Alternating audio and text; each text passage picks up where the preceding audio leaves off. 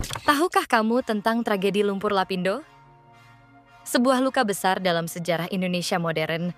Bukan luka yang bisa sembuh dengan waktu, karena ia tak hanya meninggalkan kubangan lumpur di permukaan tanah, tapi juga menenggelamkan kehidupan, harapan, dan masa depan ribuan manusia yang pernah hidup damai di sana. Tragedi ini bermula pada tanggal 29 Mei 2006 di sebuah desa kecil bernama Renokenongo di kawasan Sidoarjo, Jawa Timur. Saat itu pagi baru saja menyingsing. Angin bertiup pelan, ayam berkokok saling bersahutan, dan kehidupan berjalan seperti biasa. Tidak ada firasat bahwa bumi akan berubah wajah hanya dalam hitungan menit. Tidak ada alarm peringatan. Tidak ada pemberitahuan dari BMKG. Hanya segelintir orang yang menyadarinya. Getaran itu seperti tarikan napas bumi yang dalam dan berat. Awalnya, orang mengira itu cuma kendaraan berat yang lewat, atau barangkali guncangan kecil dari aktivitas pabrik. Tapi lalu datang suara, bukan suara petir, bukan pula gemuruh air bah. Suara itu lebih menyerupai deru mesin jet, meraung dari dalam tanah, bergemuruh tanpa asal, bergulung di udara dengan irama yang tak bisa ditebak. Udara yang tadi sejuk tiba-tiba terasa hangat dan lembab, seperti nafas raksasa yang berhembus dari dalam bumi. Dari sebuah lubang kecil di tengah ladang tebu yang masih berembun, muncul gumpalan air berlumpur. Awalnya hanya setinggi pinggang orang dewasa, tapi dalam hitungan menit, semburan itu menjulang. 5 meter, 8 meter, 12 meter, bahkan lebih. Lumpur keluar bersama gas dan air panas mendidih, menyembur seperti air mancur raksasa yang kehilangan kendali, menghantam udara dengan tekanan keras, dan menghasilkan suara seperti panci tekanan tinggi meledak ribuan kali.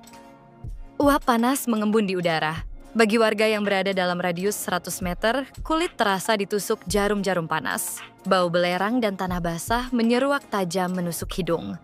Seperti campuran antara telur busuk, logam terbakar, dan udara rawa yang membusuk. Di sebuah rumah di dekat lokasi, seorang bapak yang masih mengenakan sarung segera berlari keluar, memeluk anak semata wayangnya yang masih mengantuk, dan berteriak pada istrinya agar keluar rumah. Mereka tak sempat mengambil apapun. Televisi, beras, dompet, bahkan sandal, semua tertinggal. Langit yang tadi biru perlahan diselimuti kabut uap dan debu. Cahaya matahari yang baru terbit kini berubah warna, terpantul oleh kolom gas dan lumpur, menciptakan semacam pelangi kelabu yang tidak indah, melainkan menakutkan. Apa yang terjadi bukanlah gempa bumi, bukan pula letusan gunung berapi. Tidak ada api, tidak ada abu, tapi bumi seolah membelah dirinya sendiri, dan dari retakan itu lahir semburan yang tidak dikenal sebelumnya. Ini adalah jeritan perut bumi yang selama ini tertahan, kini tumpah ke permukaan lewat lubang kecil hasil pengeboran manusia. Bukan karena alam sepenuhnya, tapi karena kesalahan kalkulasi, kelalaian, atau barangkali keserakahan teknologi. Lubang itu, tempat yang sebelumnya diyakini akan membawa sumber daya dan keuntungan, justru menjadi pintu bencana. Dan bencana itu kini hidup, bernapas, dan menyebar, perlahan tapi pasti. Renokenongo pagi itu berubah menjadi panggung awal dari sebuah tragedi yang takkan terlupakan. Sebuah kisah di mana bumi bicara, dan kita semua dipaksa mendengarkan. Di balik semburan lumpur yang mengguncang pagi itu, tersembunyi serangkaian keputusan teknis, perhitungan ekonomi, dan yang paling fatal, pengabaian prosedur keselamatan. Pusat dari semuanya adalah sebuah sumur eksplorasi bernama Banjar Panji 1, terletak di tengah ladang-ladang produktif di Kecamatan Porong, Sidoarjo, yang saat itu dikelola oleh PT Lapindo Brantas, sebuah perusahaan minyak dan gas bumi yang beroperasi sebagai bagian dari konsorsium besar di bawah naungan Grup Bakria, salah satu konglomerat paling berpengaruh di Indonesia kala itu. Sumur Banjar Panji 1 bukan sumur biasa. Ini adalah sumur eksplorasi dalam, salah satu dari jenis pengeboran yang secara teknis dan finansial termasuk paling berisiko. Sehari sebelum semburan terjadi, tim teknisi telah menembus lapisan tanah hingga kedalaman 2.834 meter di bawah permukaan bumi, lebih dari 2,5 kilometer ke bawah. Pada titik sedalam itu, tekanan geologi sangat tinggi, suhu meningkat drastis, dan formasi batuan yang ditembus pun tidak lagi stabil. Ini adalah wilayah berbahaya, di mana kesalahan kecil bisa memicu bencana besar. Dalam praktik pengeboran modern, ada prosedur standar internasional yang dikenal dengan sebutan well casing and cementing, yakni pemasangan lapisan pelindung berupa pipa logam, casing, yang disemen ke dinding lubang bor, dari atas hingga kedalaman tertentu. Tujuannya sederhana, tapi vital. Mencegah keluarnya fluida, gas, atau tekanan abnormal dari lapisan-lapisan bawah tanah sekaligus menjaga kestabilan lubang itu sendiri. Namun di Banjarpanji 1, casing tersebut belum sempat dipasang hingga pengeboran mencapai kedalaman kritis. Sumur itu dibiarkan terbuka, tanpa pelindung permanen, padahal tekanan di dalamnya udah sangat tinggi. Tanah di kedalaman itu terdiri dari formasi lempung dan batuan lunak yang mudah retak dan sulit diprediksi perilakunya. Tanpa casing, lubang pengeboran seperti luka terbuka di tubuh bumi. Siap merembes, siap bocor, dan siap meledak kapan saja. Kenapa casing belum dipasang? Disinilah cerita menjadi lebih rumit dan lebih menyakitkan. Beberapa sumber internal dan investigasi independen menyebut bahwa tim teknis sebenarnya menyadari risiko tekanan tinggi di zona itu. Mereka tahu casing harus segera dipasang sebelum menembus lapisan formasi berikutnya. Namun ada tekanan dari manajemen proyek. Target waktu sangat ketat, biaya harus ditekan, dan produksi harus cepat. Perusahaan sudah menginvestasikan banyak uang, dan mereka menginginkan hasil cepat, efisien, dan tanpa gangguan prosedural yang dianggap memperlambat. Dengan kata lain, keputusan untuk terus mengebor tanpa casing adalah pilihan yang disadari, bukan kecelakaan. Mereka berjudi dengan tekanan bumi, berharap semua akan baik-baik saja. Tapi bumi tidak bisa ditawar. Beberapa hari sebelum semburan, indikasi tekanan abnormal sudah mulai terasa. Laporan harian mencatat adanya gas yang keluar dari lubang pengeboran serta perubahan suhu dan tekanan lumpur bor. Namun semuanya diabaikan, dianggap sebagai hal biasa dalam dunia eksplorasi. Bumi retak, tekanan naik ke permukaan, semburan pun dimulai. Tidak seperti letusan gunung berapi yang punya kawah, atau gempa yang punya patahan, semburan lumpur ini muncul tiba-tiba di lahan datar, menandakan bahwa ia bukan peristiwa geologi alami murni, melainkan akibat dari intervensi manusia. Lubang pengeboran menjadi semacam pipa neraka, mengalirkan isi perut bumi langsung ke permukaan, tanpa rem, tanpa kontrol. Yang membuatnya lebih tragis, semburan pertama hanyalah permulaan. Dalam minggu-minggu berikutnya, retakan-retakan baru muncul di berbagai tempat, di halaman rumah warga, di tengah jalan raya, di bawah sekolah dan pasar. Lumpur mengalir dari celah-celah kecil di tanah, seakan bumi tidak hanya marah, tetapi juga trauma. Dalam banyak kasus, lubang-lubang itu bahkan muncul berkilometer jauhnya dari titik pengeboran awal, karena tekanan dari dalam mencari jalan keluar lewat jaringan rekahan bawah tanah yang tidak diketahui manusia. Dampaknya luar biasa. Ribuan rumah tenggelam, jalan tol Surabaya Gempol lumpuh, lahan pertanian subur berubah jadi danau lumpur, dan ribuan keluarga kehilangan tempat tinggal, sejarah, bahkan silsilah leluhur mereka yang sudah turun-temurun hidup di tanah itu. Berbagai usaha kemudian dilakukan untuk menghentikan semburan, dari memasukkan bola-bola beton ke lubang sumur, strategi yang dikenal dengan snubbing, menutup lubang dengan semen, hingga menggali kanal-kanal untuk mengalirkan lumpur ke kolam penampungan. Tapi semuanya gagal. Semburan tidak berhenti, seolah bumi sudah terlalu terluka untuk disembuhkan hanya dengan semen dan besi. Kini, lebih dari 1 dekade kemudian, lubang itu telah menjadi simbol. Simbol dari kesombongan manusia di hadapan alam, simbol dari bahaya industri tanpa pengawasan, dan simbol dari bencana teknologi yang diabaikan karena ekonomi dijadikan panglima. Pukul 5:32 pagi, bumi yang selama ini menjadi tempat berpijak dengan tenang, perlahan menunjukkan kegelisahan yang tak biasa. Tanah di sekitar sumur pengeboran Banjarpanji 1 mulai bergetar.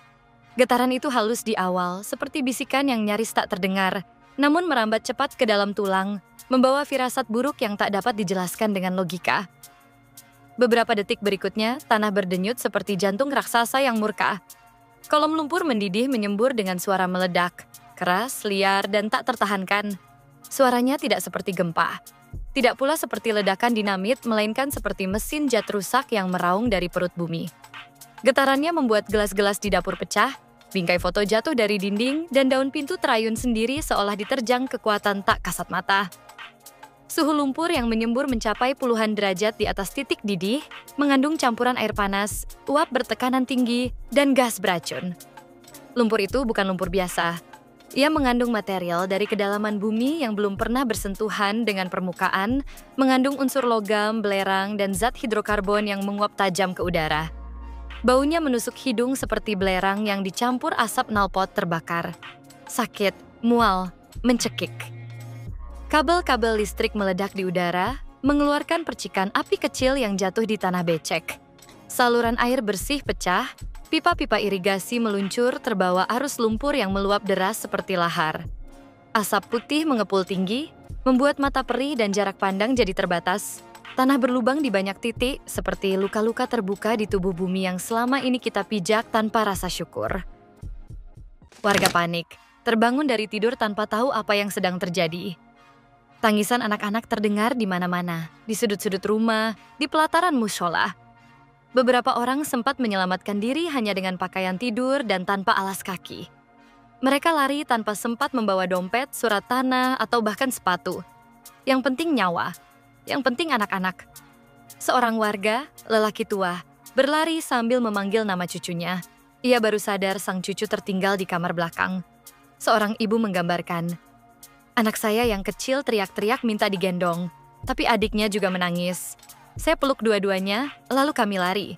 Yang lain berkata, "Kami dengar desiran dari bawah tanah seperti suara bisikan." Lalu tiba-tiba tanah pecah. Lumpur keluar cepat sekali. Setinggi rumah, seperti mimpi buruk di siang bolong. Ada pula yang menyebut ada getaran sebelumnya namun tak disadari sebagai tanda bencana. Getaran itu lebih mirip suara mesin besar yang sedang dinyalakan di bawah tanah, tetapi semakin lama semakin keras sampai jantung terasa bergetar. Bayangkan kamu sedang duduk di ruang tamu dan tiba-tiba ubin retak, lantai bergoyang, lalu bumi menyembur lumpur dari halaman rumahmu sendiri. Itu bukan adegan film fiksi. Itu kenyataan di desa Renokenongo pagi itu. Beberapa anak sekolah yang sudah berseragam dan bersiap berangkat berlarian ke arah jalan raya sambil menangis, menggenggam tas dan bekal makan siang yang basah.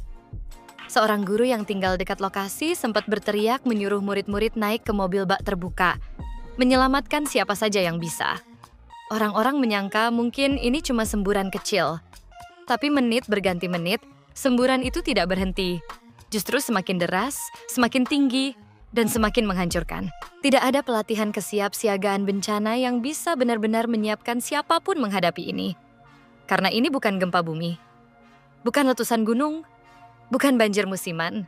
Ini sesuatu yang bahkan tidak diberi nama resmi saat pertama kali terjadi. Ini adalah ciptaan manusia yang memancing amarah alam. Dan ketika gas metana mulai ikut menyembur bersama lumpur, udara menjadi berbahaya untuk dihirup. Anak-anak sesak napas. Lansia pingsan karena kekurangan oksigen. Puskesmas kecil kewalahan. Ambulans tidak cukup banyak dan jalan utama mulai tertutup lumpur. Beberapa warga mencoba kembali untuk menyelamatkan harta, namun kembali dengan mata merah dan tubuh gatal terkena paparan lumpur panas. Bahkan hewan ternak pun gelisah. Sapi-sapi menguak tanpa arah, kambing melompat keluar kandang. Sejak hari itu, tidak ada pagi yang benar-benar tenang lagi di Sidoarjo. Suara semburan terus terdengar, siang dan malam tanpa jeda. Seperti alarm dari perut bumi yang tak bisa dimatikan, dan dari satu lubang semburan di subuh itu, lahirlah sebuah tragedi nasional. Bukan hanya karena kehancuran fisik yang ditimbulkan, tapi karena trauma, kehilangan, dan ketidakjelasan yang menyertainya. Bayangkan kamu bukan sekadar menonton berita ini, tapi mengalaminya. Bau itu melekat di pakaianmu. Lumpur itu menempel di kakimu, dan suara semburan itu menghantui malam-malam tidurmu. Dalam hitungan jam, desa-desa terdekat, Renokenongo, Siring, Kalitengah, mulai terendam. Lumpur panas yang awalnya hanya menyembur dari satu titik perlahan menjalar, menelusuri saluran irigasi, menyusup melalui retakan-retakan tanah, menggenangi jalan, halaman, dan perlahan-lahan merangsek ke rumah-rumah warga tanpa ampun. Tidak ada waktu untuk menyelamatkan banyak hal. Orang-orang hanya membawa apa yang bisa digenggam. Surat-surat penting, pakaian seadanya, dan anak-anak dalam pelukan. Ribuan keluarga kehilangan hunian. Rumah yang dibangun dari hasil bertahun-tahun kerja keras. Hasil panen, hasil dagang, hasil simpanan kecil-kecilan, dalam sekejap berubah menjadi kubah lumpur. Dinding rumah runtuh dari bawah. Lantai retak, meja-meja kayu mengapung tanpa arah, foto-foto keluarga terapung seperti kenangan yang dipaksa dilepaskan. Segalanya menjadi tak berarti dalam sekejap. Lahan subur berubah jadi kubangan berbahaya. Sawah-sawah yang selama ini menjadi urat nadi penghidupan warga kini seperti lautan mati. Hijau padi digantikan coklat kelam lumpur mendidih. Tidak ada lagi suara cangkul menembus tanah. Tidak ada lagi petani berteriak memanggil anaknya dari kejauhan. Semua hening, selain suara semburan yang terus meraung seperti amarah bumi yang belum selesai. Infrastruktur rusak. Jalan-jalan desa yang dulu menjadi penghubung antar kampung, kini miring, retak, bahkan ada yang terangkat oleh tekanan dari bawah tanah. Jembatan beton ambruk. Bukan karena beban, tapi karena fondasinya ditelan cairan pekat dari dalam bumi. Saluran air pecah, listrik padam, dan sinyal komunikasi perlahan hilang. Desa-desa itu perlahan menjadi pulau-pulau kecil di tengah danau lumpur, terisolasi dari dunia luar, menunggu pertolongan yang datangnya terlambat. Operasi evakuasi pun digerakkan secara darurat. Petugas desa dibantu oleh relawan lokal, tim BPBD, TNI, Polri, dan bahkan mahasiswa yang datang membawa bantuan. Mereka menyisir gang-gang sempit yang sebagian sudah tak terlihat. Mereka mengetuk pintu-pintu yang terkunci lumpur. Mereka mendengar teriakan minta tolong dari balik pagar besi yang tak bisa dibuka. Waktu sangat sempit. Lumpur terus naik. Perahu karet dikerahkan. Truk-truk tentara membawa warga ke titik pengungsian sementara. Lapangan sekolah, musola, balai desa, bahkan halaman kantor kecamatan yang disulap jadi tempat tidur darurat. Di sanalah para pengungsi mulai hidup dari sumbangan, nasi bungkus, mie instan, air mineral, selimut bekas. Sementara itu, media mulai berdatangan. Awalnya hanya wartawan lokal. Lalu datang kru dari televisi nasional. Kamera diarahkan ke wajah-wajah penuh lumpur, ke anak-anak yang menggigil, ke lansia yang duduk terpaku memandangi rumahnya yang kini tinggal bayangan. Mikrofon disodorkan, pertanyaan dilontarkan, tapi tak semua bisa menjawab. Karena di antara gemetar dan debu lumpur, lidah pun jadi keluh. Mereka tahu, ini bukan peristiwa biasa. Ini adalah luka kolektif bangsa yang sedang membuka dirinya. Hari-hari berlalu, namun lumpur tidak surut. Sebaliknya, ia menjalar, menjilat desa demi desa, seolah ingin memperluas kekuasaannya. Dan dari tragedi lokal ini, lahirlah krisis nasional.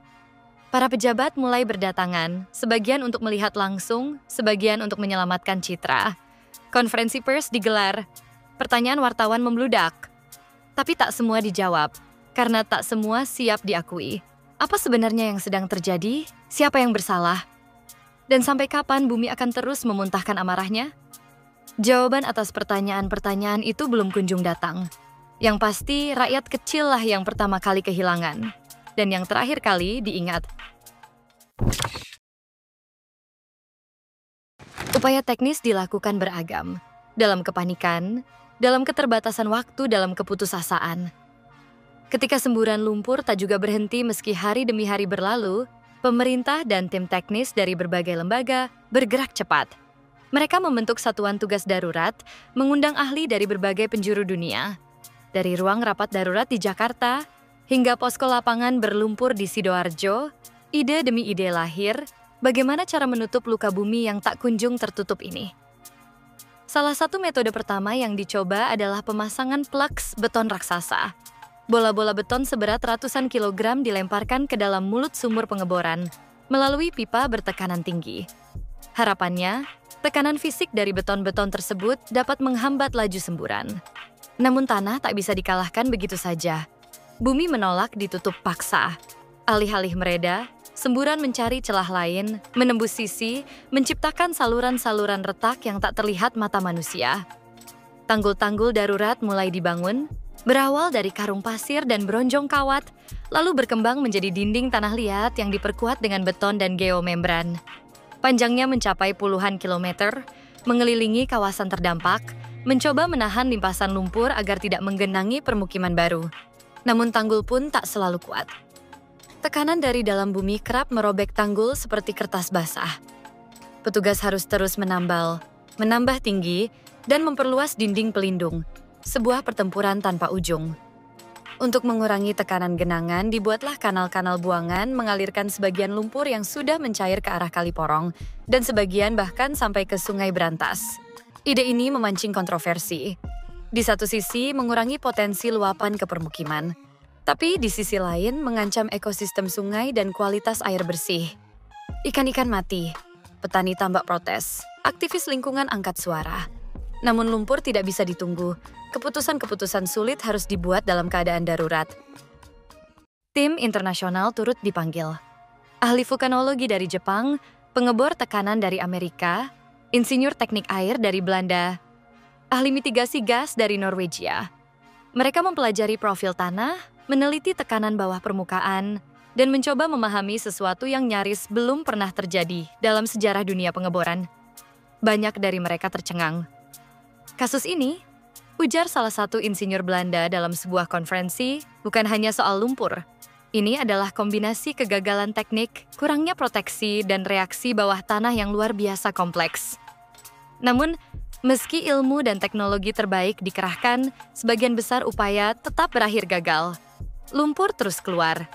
Bahkan bukan hanya dari mulut sumur Banjar Panji 1, tapi mulai merembes dari tempat-tempat yang sebelumnya aman. Retakan-retakan baru muncul di ladang sayur, di pinggir jalan desa, bahkan di halaman rumah. Tanah yang tadinya padat berubah lunak dan basah, menyemburkan lumpur dari celah seperti napas panas bumi yang tak bisa ditahan. Yang lebih mengkhawatirkan, lumpur membawa serta gas-gas berbahaya. H2S, hidrogen sulfida, dan CH4, metana, mulai terdeteksi di udara. Gas ini sangat beracun. Dalam jumlah kecil bisa menyebabkan pusing dan iritasi, dan dalam jumlah tinggi bisa berakibat fatal. Kadar yang muncul di Sidoarjo jauh melebihi ambang batas normal, bahkan mencapai 20 kali lebih tinggi dibanding kondisi umum pada sumur pengeboran biasa. Gas metana juga mudah terbakar. Di beberapa titik terjadi letupan api kecil akibat percikan listrik yang mengenai gas. Masyarakat mulai resah, bukan hanya karena lumpur, tapi karena udara yang mereka hirup mulai membawa ancaman tak kasat mata. Bau belerang menyengat sepanjang hari. Banyak warga mengeluh pusing, mual, dan sesak napas. Anak-anak tak bisa tidur karena gatal-gatal dan iritasi di kulit. Air sumur keruh, bercampur endapan abu, dan tak lagi layak dikonsumsi. Di beberapa rumah, keran air bahkan mengeluarkan bau gas. Kini, lebih dari 2 dekade telah berlalu sejak semburan lumpur pertama itu merobek permukaan tanah di Sidoarjo. Waktu memang terus bergerak, tetapi luka yang ditinggalkan tidak serta-merta ikut mengering. Lumpur Lapindo mungkin telah ditahan oleh tanggul beton raksasa, dialirkan ke cekungan penampungan, diawasi oleh sistem mitigasi dan teknologi pengendali. Namun kerusakan sosial, trauma psikologis, dan keretakan rasa keadilan masih menganga di banyak jiwa. Di beberapa titik, tanah terlihat tenang. Tetapi di baliknya, tanya-tanya tak terjawab masih mendidih. Apakah ganti rugi yang dijanjikan benar-benar adil? Apakah negara telah hadir secara penuh bagi mereka yang kehilangan segalanya? Apakah kita benar-benar telah belajar sesuatu? Ataukah hanya membangun dinding setinggi langit untuk menutupi kegagalan kita sendiri? Dan disinilah kita berada, di zaman ketika informasi cepat menyebar. Tapi empati sering menguap. Ketika berita tentang bencana bisa viral dalam sehari, tapi tanggung jawab atasnya bisa menghilang dalam senyap. Maka kita tak boleh membiarkan kisah Lapindo hanya jadi arsip yang berdebu di sudut perpustakaan digital, atau sekadar berita lama yang dilupakan algoritma. Lapindo adalah peringatan panjang, bahwa di negeri ini pembangunan bisa menelan perkampungan, bahwa industri bisa melupakan manusia, dan bahwa teknologi, tanpa hati nurani, bisa menciptakan neraka dari tanah yang dulunya damai. Tapi dari dalam lumpur itu pula, ada cahaya yang pelan-pelan menyala. Komunitas korban membentuk barisan solidaritas. Mereka membuat forum, menulis buku, membuat film pendek, mendirikan koperasi, dan menyuarakan keberadaan mereka ke hadapan dunia. Mereka menolak menjadi catatan kaki. Mereka ingin menjadi bab pembuka tentang bagaimana korban bisa bertahan, bangkit, dan menyuarakan dunia yang lebih adil. Kami dilahirkan oleh lumpur, tapi kami tidak dimakamkan olehnya, kata mereka. Sebuah kalimat yang lahir dari penderitaan, tapi juga dari keberanian untuk hidup. Dan kini, pertanyaannya kembali kepada kita. Apakah kita masih mau mendengar suara mereka? Apakah kita bersedia menyebarkan kisah ini agar kesalahan yang sama tak lagi terjadi di tempat lain dengan wajah korban berbeda? Apakah kita siap menjadi bagian dari bangsa yang belajar, bukan hanya mencatat? Jika kamu peduli tentang cerita seperti ini, kisah nyata tentang manusia, tanah air, dan kebenaran yang nyaris tenggelam oleh waktu, maka bantu kami menyuarakannya. Like, komen, dan subscribe channel Tahukah Kamu? Satu klik darimu bisa membuat lebih banyak orang tahu, bisa membuat lebih banyak orang sadar. Karena perubahan besar selalu dimulai dari kesadaran kecil yang dijaga bersama. Sebarkan ke temanmu, ke keluargamu, ke komunitasmu. Jangan biarkan kisah ini terhenti di sini. Jangan biarkan suara korban dibungkam oleh lumpur dan waktu. Dan jangan biarkan generasi mendatang tumbuh tanpa tahu bahwa pernah ada tempat di mana teknologi dan kelalaian membuat langit menangis. Sampai jumpa di fakta menarik berikutnya. Dan ingat, jangan biarkan lumpur menelan suara kita, karena suara itulah yang bisa menyelamatkan masa depan.